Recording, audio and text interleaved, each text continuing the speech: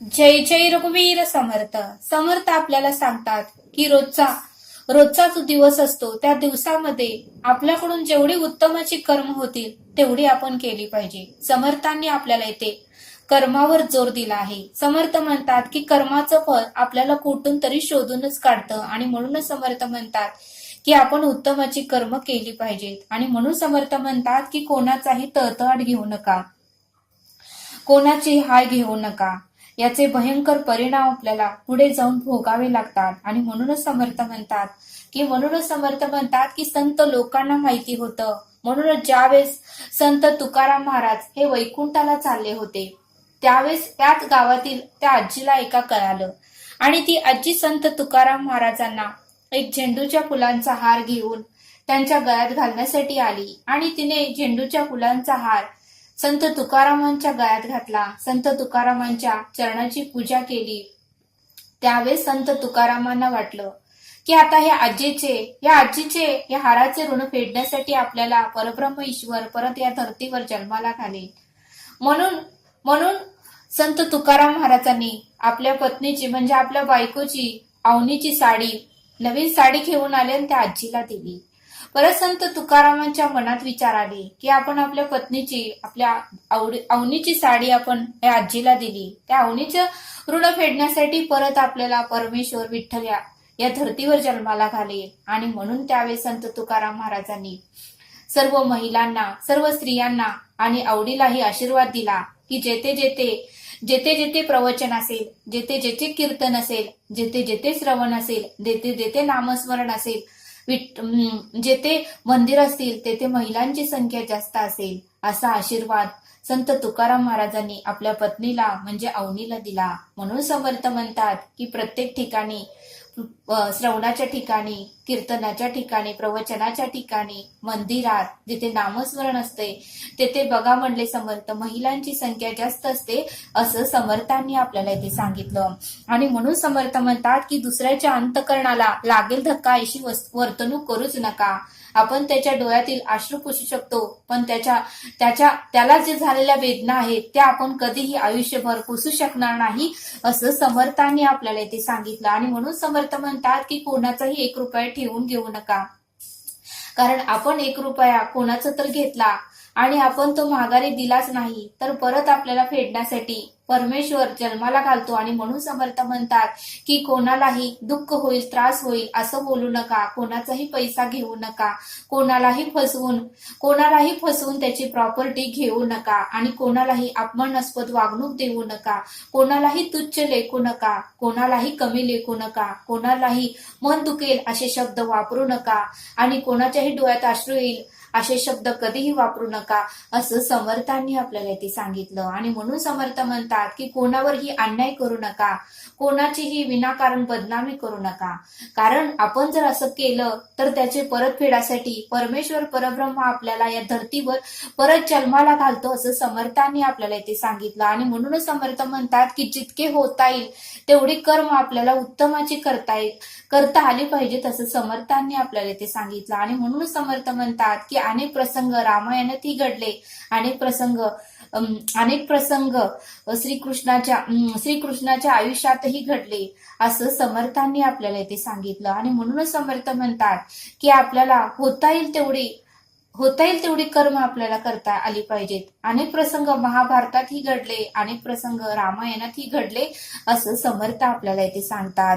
आणि ते समजावून सांगण्यासाठी समर्थ आपल्याला एक बोध देतात. समर्थ म्हणतात की राजा धृतराष्ट्राचे 100 पुत्र युद्धात मारले गेले होते. राजा धृतराष्ट्राचे 100 पुत्र हे युद्धात मारले गेले होते. त्यावेळेस मात्र धृतराष्ट्राला खूप वाईट वाटलं आणि खूप त्याला म्हणजे त्याच्या डोळ्यातून अश्रू येऊ लागले. त्यावेळी धृतराष्ट्र श्रीकृष्णांकडे गेले आणि श्रीकृष्णांना विचारले की हे परब्रह्म, हे ईश्वरा, तू माझ्या जीवनामध्ये आणि माझ्या समोरच माझ्या मुलांचे 100 पुत्रांचा मृत्यू कसा झाला आणि तोही माझ्या डोळ्यासमोर, आणि एवढं त्रास मला का झाला? मी या आयुष्यामध्ये कोणत्याही प्रकारचं पाप केलं नव्हतं आणि मी कोणालाही दुखावलं नव्हतं, तरीही माझ्या डोळ्यासमोर माझ्या 100 पुत्रांचा मृत्यू कसा झाला? तेव्हा भगवान श्रीकृष्ण धृतराष्ट्राला काहीही बोलले नाहीत. तेव्हा भगवान श्रीकृष्ण धृतराष्ट्राला म्हणाले की मी तुला काहीही सांगत नाही. मी तुला पूर्वजन्म पाहण्यासाठी तुला मी दृष्टी देतोय. आणि श्रीकृष्णाने धृतराष्ट्राच्या डोक्यावर हात ठेवला. त्यावेळी धृतराष्ट्राला दिव्य दृष्टी प्राप्त झाली आणि त्याला मागील जन्माचं सर्व काही दिसू लागलं, सर्व काही आठवू लागलं. मागील जन्मामध्ये धृतराष्ट्र हा पारधी होता आणि पक्ष्यांना पकडण्यासाठी तो एका मोठ्या वृक्षाकडे आला होता आणि त्या वृक्षावर 100 पक्षी बसले होते आणि त्या पारध्याला वाटलं की ते 100 पक्षी आपल्याला आता पकडता येईल. म्हणून त्या पारध्याने त्या झाडाला खालून आग लावली आणि आग लागताच सर्व पक्षी उडू लागले. काही पक्ष्यांचे तर अंधच झाले, काही पक्ष्यांना तर दिसूच लागले नाही, अंधच झाले, तर काही पक्षी मृत्युमुखी पडले. त्यावेळेस मात्र त्या सर्व पक्ष्यांनी धृतराष्ट्राला तळतळ दिला की आमचा जसा मृत्यू तडफडून झाला, त्रास होऊन झाला, तसाच तुझ्याही आयुष्यामध्ये तुझीही मुलं तुझ्या डोळ्यासमोर अशीच मरतील. असा त्या 100 पक्ष्यांनी धृतराष्ट्राला तळतळ दिला. आणि त्यावेळेस धृतराष्ट्राला हे सर्व काही त्याने पाहिले, हे सर्व काही त्याने गेल्या जन्माचं पाहिलं आणि मग त्याला सर्व काही आठवलं. आणि मग तो श्रीकृष्णाला धृतराष्ट्र म्हणाला की गेल्या जन्मी मी पारधी होतो आणि माझ्याकडून महाभयंकर पाप घडलं आणि 100 पक्ष्यांचा मृत्यू माझ्या हातातून झाला आणि त्यामुळेच त्या पक्ष्यांनी मला तळताट दिला आणि म्हणूनच या जन्मामध्ये माझे 100 पुत्र माझ्या डोळ्यासमोरच मृत्यू त्यांचा झाला. युद्धामध्ये 100 पुत्र हे मारले गेले. त्यावेळेस श्रीकृष्ण म्हणाले मी यामध्ये काहीही करू शकत नाही, कारण कर्म हे देवांनाच चुकलेलं नाही, कर्म हे परब्रह्माला परमेश्वरालाही चुकलं नाही. जसे करावे तसे भरावेच लागते.